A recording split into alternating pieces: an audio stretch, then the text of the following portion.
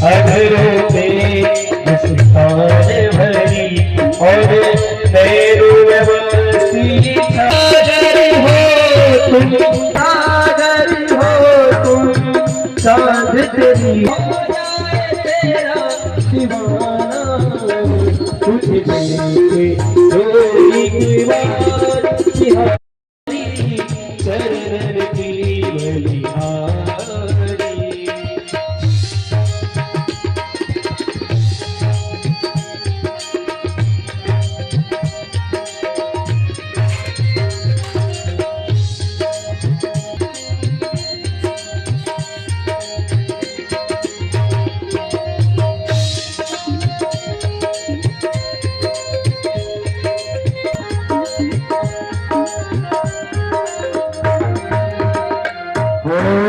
अद्भुत दिव्य विकार तेरा नाम, संगीत पधारो मन मंदिर के अंदर है ये अभिरामा मन में बसना नैन में करो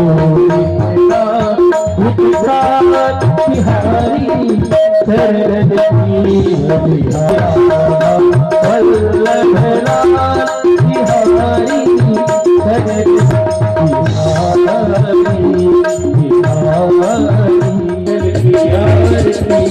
पपियों को पाप से है आरती, भागवत भगवान की है आरती, पापियों को पाप से है तारती। ये सांच गीत पावन पुनीत पापों को मिटाने वाला, हरि तरफ दिखाने वाला, ये सांच गीत पावन पुनीत पापों को मिटाने वाला, हरि तरफ दिखाने वाला। यह सुख करनी यह दुख हरनी, यह सब करने यह दुख हरने, श्री मधुसूदन की आरती, पापियों को पाप से है तेरे भागवत भगवान की है आरती, पापियों को पाप से है तारते। ये मधुर बोल जगभंग खोल सन्मार्ग दिखाने वाला, बिगड़ी को बनाने वाला, ये मधुर बोल जगभंग तुम यहीं से आवे घनश्याम है प्रभु की महिमा की आरती, पापियों को पाप से है तारते। भागवत भगवान की है आरती, पापियों को पाप से है तारती, पापियों को पाप से है तारती, पापियों को पाप से है तारती। विनायकं गुरुं भानुं ब्रह्मा विष्णु महेश्वरं सरस्वती प्रणम्यादो सर्वकार्यात्।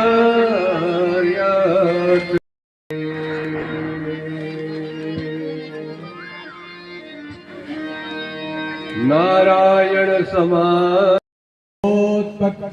हेतवे तापत्रय विनाशाय श्रीकृष्णाय वयं नमः। लोकाभिरामं रणरङ्गधीरं राजीवनेत्रं रघुवंशनाथं, कारुण्यरूपं करुणाकरन्तं श्रीरामचन्द्रं शरणं प्रपद्ये। मनोजवं मारुततुल्यवेगं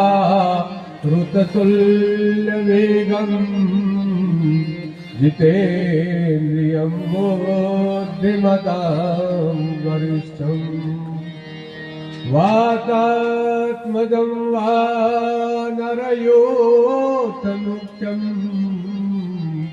श्रीरामदूतं शरणं प्रपद्ये।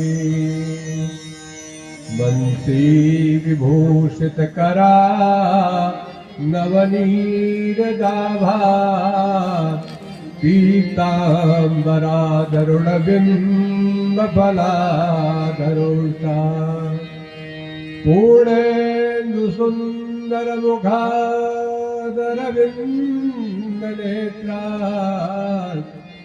कृष्णात् परं किमपि तत्त्वमहं न जाने। मंगलम भगवान विष्णु मंगलम गरुड़ध्वज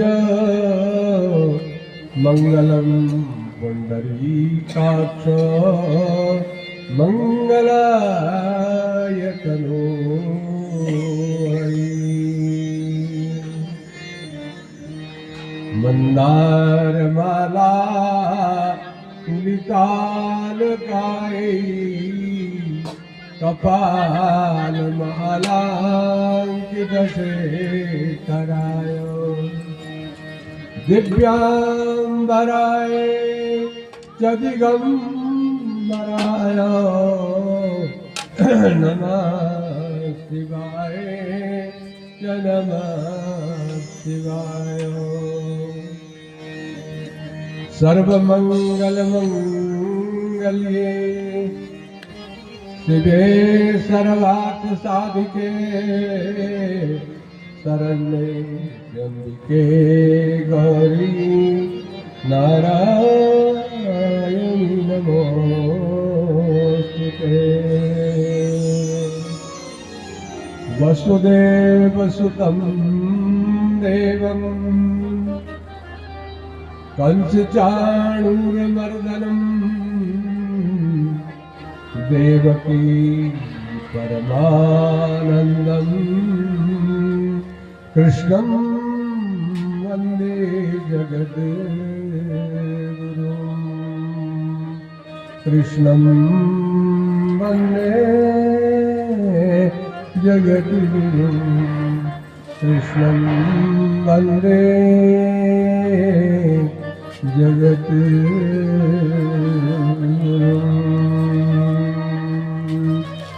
श्रीअनंत कंद भगवान की जय। श्रीमद् भागवत भगवान की जय। वेद व्यास भगवान की जय। सुखदेव जी महाराज की जय।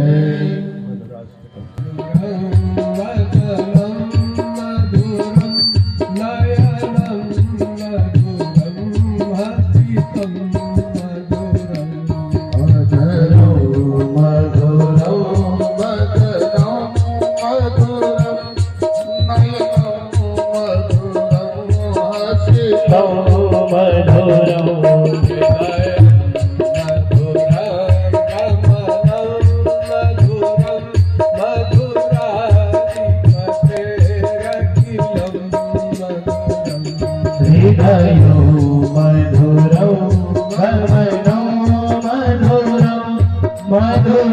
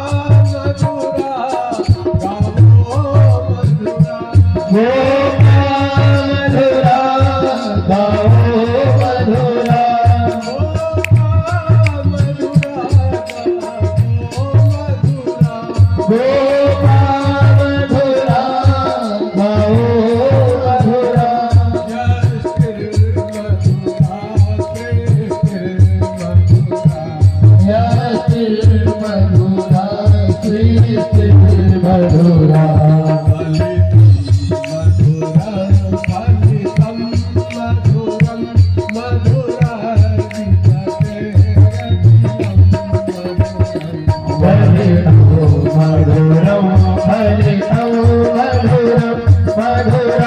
विपदे अखिलं मधुरं मधुरा विपदे अखिलं मधुरं मधुरा अखिलं मधुरं मधुरा विपदे अखिलं मधुरं मधुरा विपदे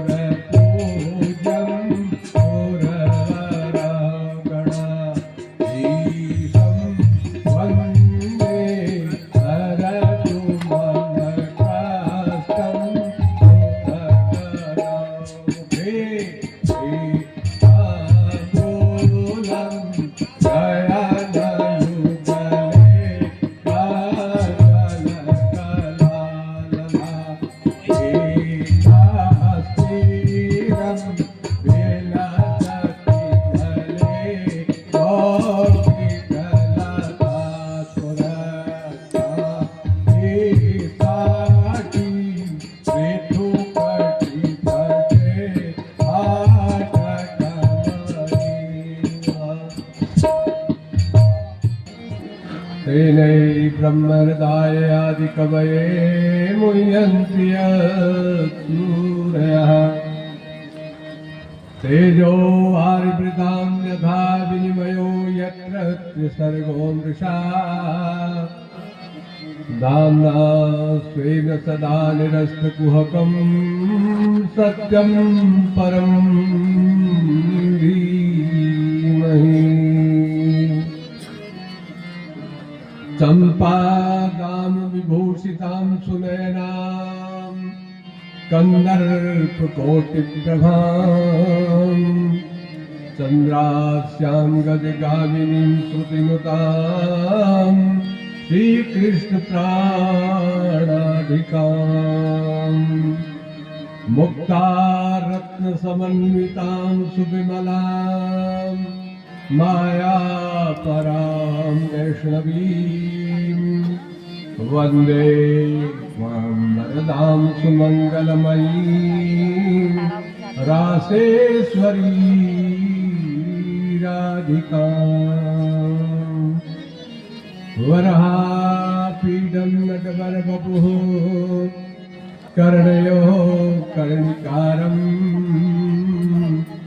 बिभ्रत्वा सह कनककपिशं वैजयन्ती मालां रन्ध्रान् वेणोरधरसुधया पूरयन् गोपवृन्दैः बृन्दारण्यं स्वपदरमणं प्राविशद गीतकीर्तिः।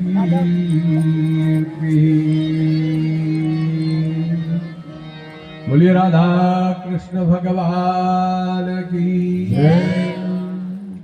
परब्रह्म परमात्मा परिव्राजकाचार्य परम योगीश्वर रासेश्वर भगवान श्री कृष्ण चंद्र के चरणों में नमन करते हुए रासेश्वरी भगवती राधा रानी के चरणों में नमन करते हुए श्रीमद् भागवत भगवान को प्रणाम करते हुए अपने सद्गुरुदेव भगवान के चरणों में प्रणाम करते हुए सभी देवी देवताओं को नमन करते हुए समस्त जनता जनार्दन के हृदय में स्थित आत्मा के रूप में परब्रह्म परमात्मा का स्वरूप जो है उन सबको नमन करते हुए कथा में प्रवेश करते हैं।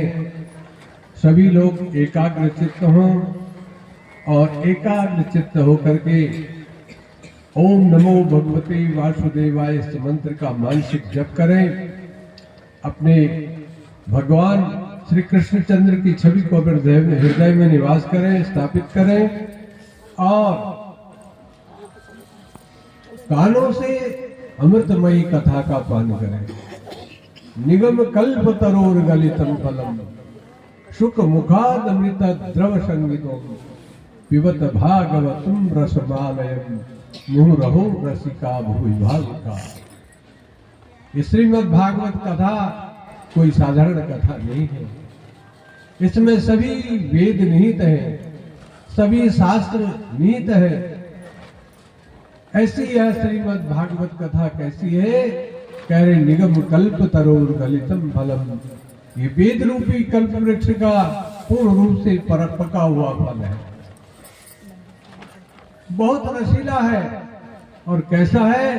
कह रहे सुख मुखाद अमृत द्रव संयुतम, यह श्री सुखदेव जी के मुख से अमृत के रूप में निकला है। राजा परीक्षित को सुखदेव जी महाराज ने अपने मुख से निकले हुए इस भागवत कथा अमृत का पान कराया है। ये भगवान व्यास जी के पुत्र श्री सुखदेव जी महाराज के मुख से निकला हुआ अमृत है। सुख मुखाद अमृत द्रव संयुतम पिबत भागवतम रसमालयम, ये भागवत कैसा है? कह रहे रसों की खान है। रसमालय, आलय माने खान। ये श्रीमद् भागवत रसों की खान है। और इसको कौन पीता है? कौन इसको पीने का अधिकारी है? कह रहे मुंह रहो रसिका भूविभाग का। कह रहे जो इसके रसिक है, जो परब्रह्म परमात्मा के चरणों में स्वयं को समर्पित कर चुके हैं, ऐसे जो भावुक लोग हैं, वही भावुक लोग जो है इस अमृत का पान करते हैं।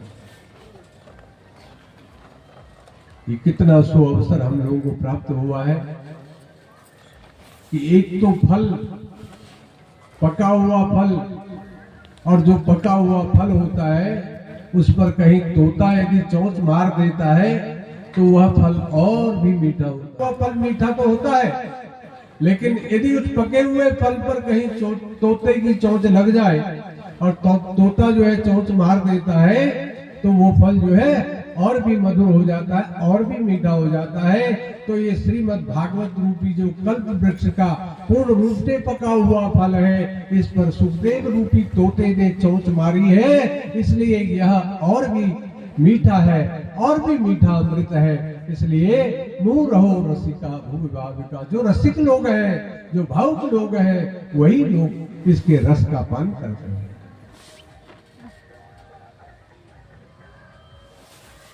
हरि नाम का संकीर्तन करें।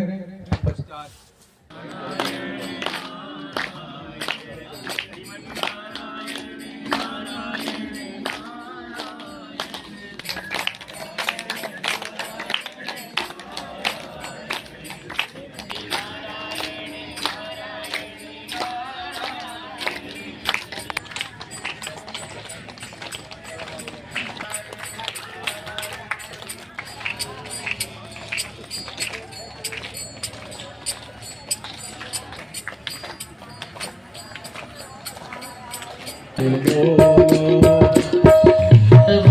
हरि गोपाल बोलो, गोविंद बोलो हरि गोपाल बोलो,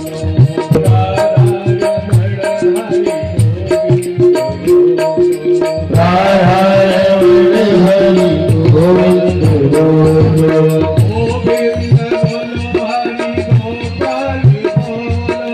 गोविंद बोलो हरि गोपाल बोलो, गोविंद बोलो हरि गोपाल बोलो, गोपाल बोलो, राधा रमण हरि गोविंद बोलो,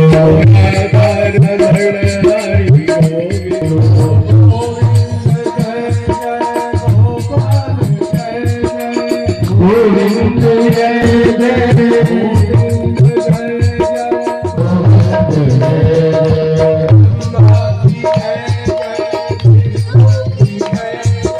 ब्रह्मा की जय जय, विष्णु की जय जय,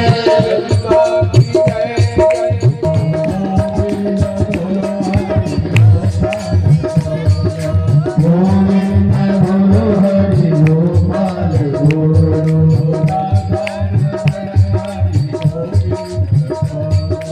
राधा रमण हरि गोविंद बोलो, गोविंद बोलो हरि गोपाल बोलो, राधा रमण हरि गोविंद बोलो, गोविंद बोलो बोलो गोपाल बोलो,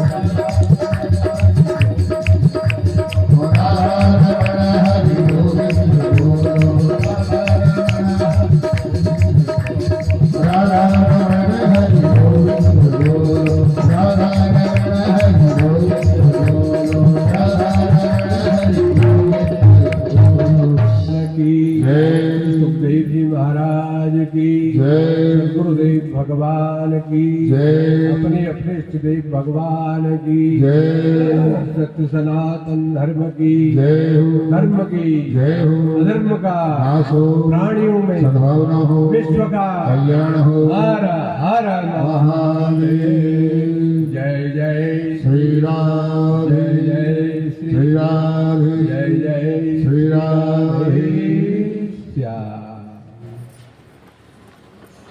कल सायंकाल की कथा में सुना, भगवान ऋषभ देव के अवतार का वर्णन सुना और उसके बाद सभी ने भगवान नाम के महात्म्य को सुना कि भगवान का नाम उच्चारण करने से, भगवान के नाम का संकीर्तन करने से, बार बार भगवान का नाम लेने से जीव का कल्याण होता है।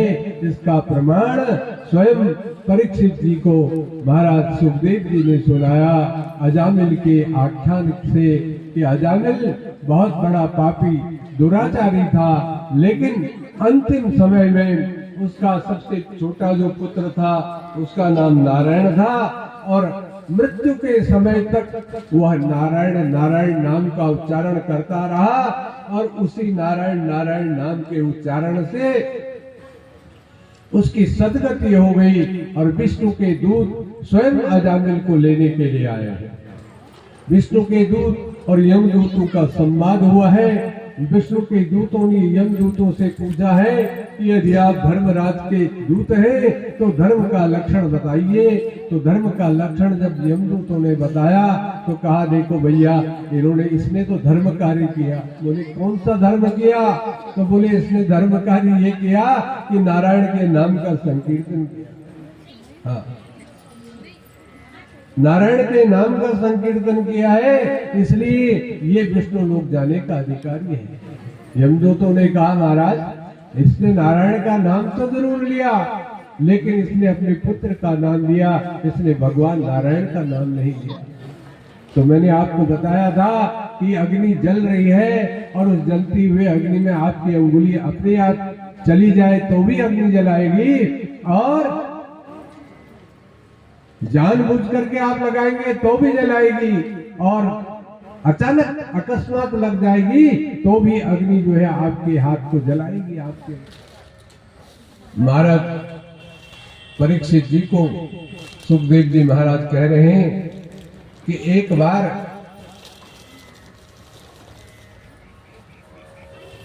बृहस्पति जी महाराज इंद्र के द्वारा बृहस्पति जी का अनादर कर दिया गया तो बृहस्पति भगवान अदृश्य हो गए। बृहस्पति कौन है? बृहस्पति देवताओं के आचार्य है, देवताओं के गुरु है। और शुक्राचार्य कौन है? राक्षसों के गुरु है। तो कह रहे कि बिना बताए ही बृहस्पति महाराज इंद्र से नाराज हो गए और अदृश्य हो गए। अब गुरु नहीं है तो मंत्रणा किसके साथ करें? पहले राजा कोई भी मंत्रणा करता, कोई भी कार्य राजा अपने राज्य में संचालित करता तो सबसे पहले गुरु जी की आज्ञा लेना आवश्यक होता था। आप लोगों ने देखा और सुना कि रामचरितमानस में जब रामलीला होती है, राम जी का राज्याभिषेक की तैयारी होती है, तो उस समय भी महाराज चक्रवर्ती जी ने वशिष्ठ जी को बुला करके कहा था कि गुरुदेव अब मैं वृद्ध हो चला हूं और चारों बच्चों का विवाह भी हो गया है, तो आप कृपा कीजिए अब कोई शुभ मुहूर्त बताइए। राम के राज्य तिलक के बारे में भी सबसे पहले महाराज चक्रवर्ती दशरथ जी ने मंत्रणा किससे की थी? गुरुदेव से की थी। अर्थात कोई भी कार्य राजा करते थे वो बिना गुरु की आज्ञा के नहीं करते थे। सबसे पहले अपना मंतव्य गुरुदेव को बताते थे और तब वह कार्य करते थे। गुरु का बहुत ऊंचा स्थान है। इसीलिए मैं आपको परसों भी कह रहा था कि गुरु आप बनाइए, बिना गुरु के रहना नहीं चाहिए। गुरु आप बनाइए लेकिन सोच समझ के बनाइए। ये जो बाढ़ आजकल गुरुओं की आ रही है, उस गुरु की बाढ़ में मत बहिए। पहले ये जान लेना चाहिए कि गुरुदेव, जैसे गुरु अपना शिष्य बनाते हैं तो गुरुदेव भी शिष्य के बारे में पूरी जानकारी लेते हैं, उसके बाद ही शिष्य प्राप्त बनाते हैं। कौन है, कहाँ का है, कहाँ रहता है, क्या करता है, जो ये बता रहा है इसमें सत्यता है कि नहीं है। उसी प्रकार शिष्य को भी यदि गुरु बनाना हो तो उससे पूर्व गुरु के बारे में जानकारी ले लेनी चाहिए कि ये कौन है, गहनता से।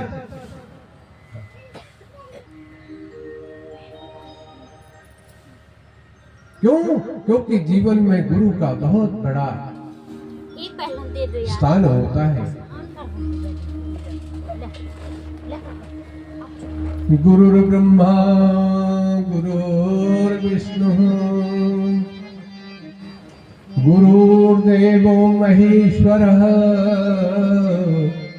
गुरु साक्षात् परब्रह्म तस्मै श्री गुरवे नमः। गु माने होता है अंधकार और रू माने होता है प्रकाश।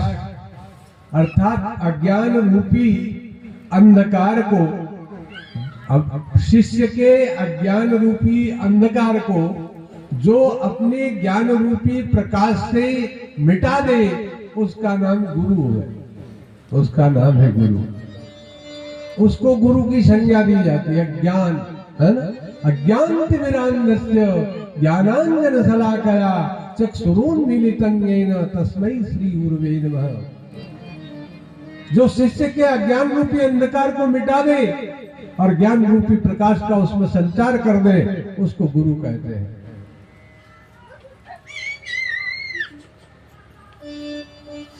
तो गुरु बृहस्पति जी अदृश्य हो गए और देवलोक में खलबली मच गई। बृहस्पति देव मिल नहीं रहे, पता नहीं लग रहा है। तब सोचा कि बिना गुरु के तो सब गड़बड़ हो जाएगा, तो गुरु का होना तो बहुत आवश्यक है। बिना गुरु के हम लोग क्या काम करेंगे?